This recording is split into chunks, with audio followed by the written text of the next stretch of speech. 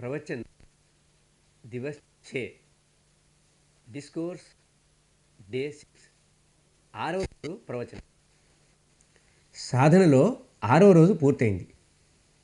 పని చేయటానికి ఇప్పుడు ఇంకా 4 రోజులే మిగిలాయి. సరిగ్గా అర్థం చేసుకుని పని చేస్తే 4 రోజుల్లోనే చాలా సాధన చేయవచ్చు. ఈ విద్యను చాలా చక్కగా అర్థం చేసుకుంటూ నిరంతరంగా పని చేస్తే 4 రోజుల్లో కూడా ఎంతో లాభం పొందవచ్చు, ఎంతో సంపాదించవచ్చు.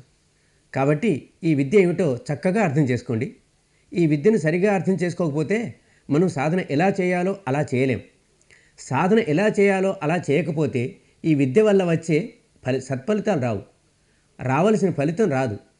అందుకని ప్రతిరోజు సాయంత్రం ప్రవచనాలు ఈ విద్యను అర్థం చేసుకోవటానికే, చక్కగా అర్థం చేసుకొని సాధన చేయటానికి. ఈ విద్య, ఈ సాధన 2 భాగాలుగా ఉంది. ఈ 2 ఎంతో ముఖ్యమైనవి. ఒకటి తెలుసుకోవటం, ఈ 3.5 మూరల శరీరంలో ఏం జరుగుతుందో సంవేదనల స్థాయిలో తెలుసుకోవటం.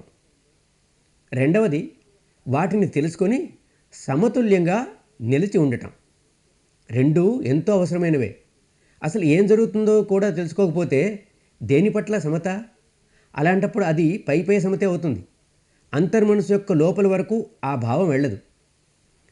అంతర్మనసు తన సహజ స్వభావంతో ఈ సంవేదనలు ప్రతి క్షణము తెలుసుకుంటూనే ఉంటుంది. నిద్రలో ఉన్నా, మేలుకొని ఉన్నా, అన్ని సమయాల్లోనూ తెలుసుకుంటూనే ఉంటుంది. మనం అంతర్మనసును చక్కబరుచుకోవాలంటే ఈ సంవేదనల వరకు చేరాల్సి ఉంటుంది.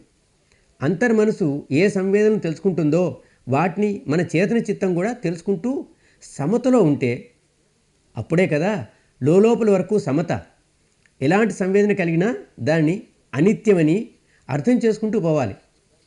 ఇది ఏ బుద్ధుడో చెప్పాడని కాదు, ఏ గురువుగారో చెప్పారని కాదు, తమ అనుభూతితో తెలుసుకోవాలి. నిజంగా చూడు అనిత్యమే కదా అని. ఎంతో స్థూలమైన సంవేదన కలిగినప్పుడు, ఎంతో గడ్డగట్టిన సంవేదన కలిగినప్పుడు మనకు తెలుస్తూనే ఉంటుంది. చూడు, ఇది వచ్చింది కదా, మొదలైంది కదా, ఈ గట్టి సంవేదన కొంచెంసేపు ఉంటుంది, కానీ ఎప్పటికో ఒకప్పటికి ఇది కూడా పోయి తీరుతుంది కదా. ఎంతెంత తీవ్రమైన సంవేదన కలిగినా, ఎంత ఘనీభూతమైన సంవేదనలైనా అనంతకాలం వరకు అవి ఉండవు. ఎప్పటికో ఒకప్పటికి సమాప్తమైపోతాయి. ఒక సంవేదన ఉత్పన్నమవుతోంది, అనిపిస్తుంది కొంతసేపు ఉందని, మళ్ళీ అనిపిస్తుంది పోయిందని. అంటే అది పోయింది. ఉత్పన్నమైంది, కాసేపు ఉన్నది, సమసిపోయింది. ఉత్పన్నమైంది, కాసేపు ఉన్నది, సమసిపోయింది. ఈ సత్యాన్నే సాక్షిభావంతో చూస్తూ పోయాం. దానిపైన కొంచెం కూడా ద్వేషం కలిగించుకోలేదు. దానిని దూరం చేసుకోవటానికి ఏ కొంచెం కూడా ప్రయత్నం చేయలేదు. అప్పుడు ప్రకృతి తన పని చేయడం మొదలెడుతుంది. ఆ స్థూల సంవేదనలే, ఆ ఘనీభూత సంవేదనలే కరగటం మొదలెడతాయి. అవి తునకలవటం మొదలవుతాయి, ముక్కలవటం మొదలవుతాయి, కరిగిపోవటం మొదలవుతాయి. అలా అవుతూ తరంగాలుగా, అలలుగా మారిపోతాయి. తరంగాలు. ఆహా, ఈ శరీర స్కంధమంతా తరంగాలు. ఈ చిత్తస్కంధమంతా తరంగాలు. ఇవన్నీ మన అనుభూతిలోకి వస్తాయి. తరంగాలు. సబ్బో పజ్జలితో లోకో పకంపితో. ఈ స్థితి ఎప్పుడు వచ్చినా, ఈ సుఖానుభూతి ఎప్పుడు కలిగినా సరే, అప్పుడు కూడా సాధకుడు చూస్తాడు ఎంతో జాగ్రత్తగా, తరంగాలంటే అసలేంటి అని. ప్రతి తరంగంలోనూ పుట్టుక ఉన్నది, నశించడం ఉన్నది, ఉత్పన్నమవుతోంది, వ్యయమవుతోంది. అందువల్లనే కదా ఇవి తరంగాలైంది. ప్రతి తరంగం యొక్క అర్థం ఇదే. ఉత్పన్నమైంది, నశించింది. ఇప్పుడు అది వేగంగా జరుగుతోంది. సంవేదన స్థూలంగా ఉన్నప్పుడు అది ఉత్పన్నమైంది, కానీ కొంతసేపు తర్వాతే నశించింది. ఉత్పన్నమైంది, కొంతసేపు తర్వాతే నశించింది. అయితే ఇప్పుడు అలా కాదు. ఎలా ఉత్పన్నమైందో అలా నశించింది, ఎలా ఉత్పన్నమైందో అలా నశించింది. ఇదంతా వెంటనే జరుగుతోంది. కానీ స్వభావం అయితే మారలేదు కదా.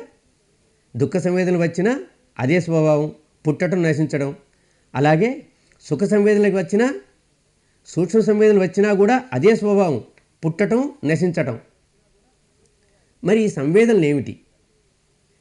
మన శరీరము, చిత్తము ఒకదాన్నొకటి స్పృశించడం వల్ల, శరీరము చిత్తము ఒకదానినొకటి స్పృశించడం వల్ల కలిగే అనుభూతే ఈ సంవేదనలు. వీటి స్వభావం పుట్టటం, నశించటమే అయినప్పుడు మన శరీర స్వభావం కూడా ఉత్పన్నం కావడం, నశించడమే కదా. చిత్త స్వభావం కూడా ఉత్పన్నం కావడం, నశించడమే కదా. అయితే అర్థమైపోయింది, అరే ప్రపంచమంతా ఉత్పన్నమవటం, నశించటమే, ఉత్పన్నమవటం, నశించటమే అని. ఇప్పుడు దీన్ని నేను అని ఎట్లా అనుకోను, నాది అని ఎట్లా అనుకోను, దేనిపైన నా అధికారం కొంచెం కూడా లేదో దాన్ని నేను అని ఎలా అనుకోను, నాది అని ఎలా? ఈ మొత్తం పరిధిలో, శరీరం, చిత్తం, వీటి పరిధిలో, స్థూలం నుండి సూక్ష్మం వరకు ఉన్న ఈ పరిధిలో అంతా అనిత్యమే. అయితే ఈ సంగతిని ఎవరో మహాత్ములు చెప్పారు కదా అని ఊరికే నమ్మితే ఏమీ లాభం లేదు. దీన్ని స్వయంగా తెలుసుకొని, అలా తెలుసుకున్న తర్వాతే ఒప్పుకుంటే చాలా మేలు జరుగుతుంది. ఈ 3.5 శరీరంలో సంవేదనలు గుర్తించడానికి ఇది ఒక కారణం. దీంతోపాటు చూస్తాం, చూడు భాయ్, ఇదిగో పుట్టింది, చూడు నశించింది, పుట్టింది, నశించింది. ఈ ప్రపంచమంతా అనిత్యం, ఎల్లప్పుడూ మార్పు చెందుతూ ఉంటుంది. ఇదే దాని స్వభావం, ఇదే దాని ధర్మం. ఏది అశాశ్వతమో, ఏది అనిత్యమో, ఏది నశించిపోయేదో అది నిజంగా నిస్సారమైనదే కదా. దానిపై కోరిక పెంచుకోవాలి. ఏం పెంచుకోవాలి? తనంతట తానే నశించిపోతుంది. దాని పట్ల ద్వేషం పెంచుకోవాలి. ఏం పెంచుకోవాలి? తనంతట తానే నశించిపోతుంది. ఇలా కళ్ళు తెరుచుకుంటాయి. అందుకనే వీటిని గమనిస్తాం. ఈ మార్గమంతా దీనికోసమే. అడుగడుగున మనం బంధాల నుండి విముక్తి పొందాలని, బంధాలు మచ్చుకు కూడా లేకుండా పోవాలని, సంపూర్ణంగా ముక్తి సాధించాలని.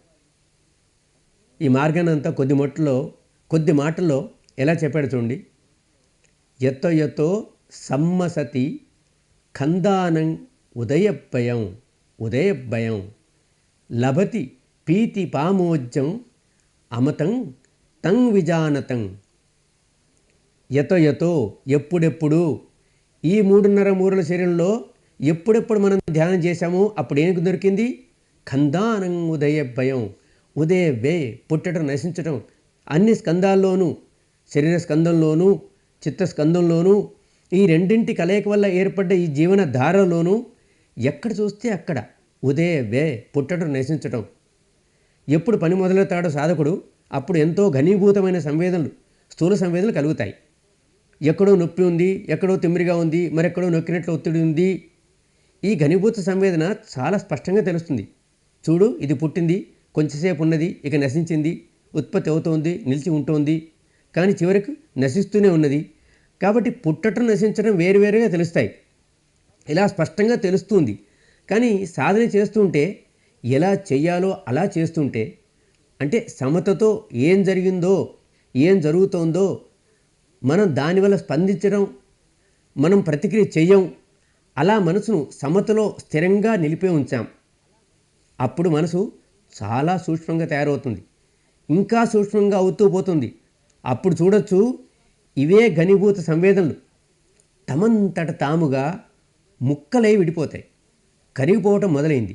ఇలా కరిగిపోయి చివరకు తరంగాలు నిలిచాయి. సబ్బో లోకో పకంపితో కేవలం ప్రకంపనలే,